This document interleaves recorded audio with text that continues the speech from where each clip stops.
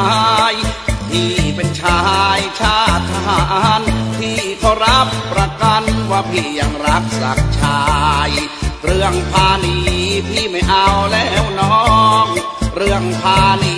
พี่ไม่เอาแล้วน้องพี่มาตรองคิดดูมันอดสู้แก่ใจพี่เป็นชายชาตรีควรหรือยังขยี้ประเพณีของไทยรักน้องจึงต้องมาขอแต่งถึงสินสอดจะแพงพี่ก็ยอมถวายพี่พกเงินมาหลายหมื่นเพื่อมาให้สามชื่นใส่ตู้เซฟไว้บอกกับพี่สินวลน้องประตูเงินประตูทองน้องอยู่ทางไหนจะได้จ่ายเพื่อเปิดทางเข้าไปหานวลนางแม่ผิวสีไข่จะได้จูบน้องให้ชื่นหัวใจจะได้จูบน้องให้ชื่นหัวใจให้สมกับที่ได้ยกขันมากมาย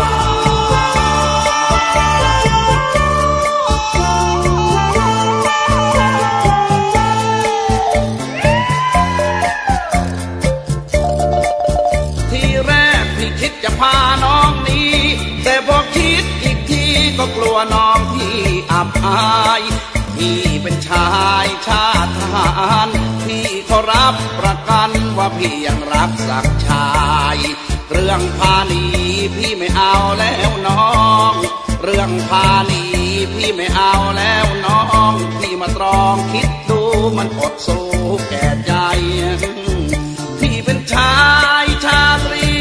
ควรหรือยังขยี้ประเพณีของไทยรักน้องจึงต้องมาขอแต่งถึงสินสอดจะแพงพี่ก็ยอมถวายพี่พกเงินมาหลายหมื่นเพื่อมาให้สามชื่นใส่ตู้เซฟไว้บอกกับพี่สินวลน้องประตูเงินประตูทองน้องอยู่ทางไหนจะได้จ่ายเพื่อเปิดทางเข้าไปหานวลนางแม่ผิวสีไข่จะได้จูบน้องให้ชื่นหัวใจจะได้จูบน้องให้ชื่นหัวใจให้สมกับที่ได้ยกขันมากมาย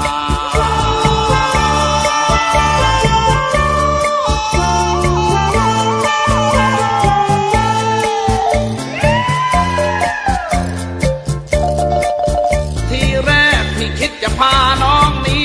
แต่พอคิดอีกทีก็กลัวน้องพี่อับอาย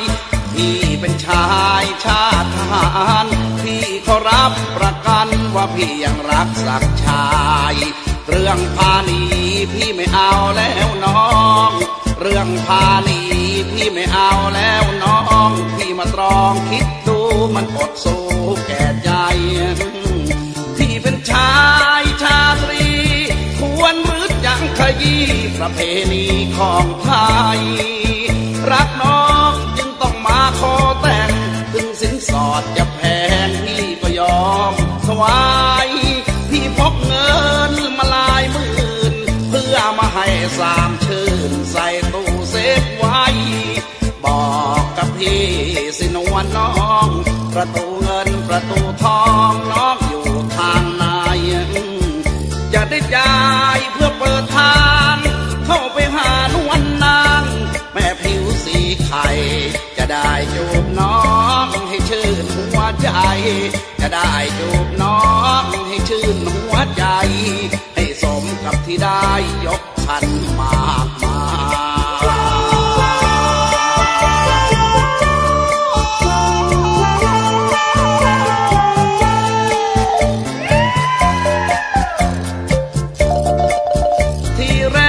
คิดจะพาน้องหนี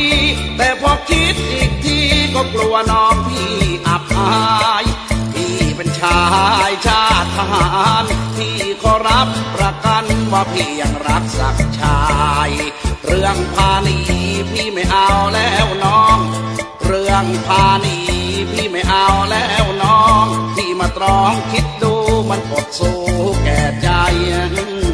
พี่เป็นชายชาตรีคว ประเพณีของไทยรักน้องจึงต้องมาขอแต่งถึงสินสอดจะแพงพี่ก็ยอมถวายพี่พกเงินมาหลายหมื่นเพื่อมาให้สามชื่นใส่ตู้เซฟไว้บอกกับพี่สินวลน้องประตูเงินประตูทองน้องอยู่ทางไหนจะได้จ่ายเพื่อเปิดทางเข้าไปหานวลนางแม่ผิวสีไข่จะได้จูบน้องให้ชื่นหัวใจจะได้จูบน้องให้ชื่นหัวใจให้สมกับที่ได้ยกพันมา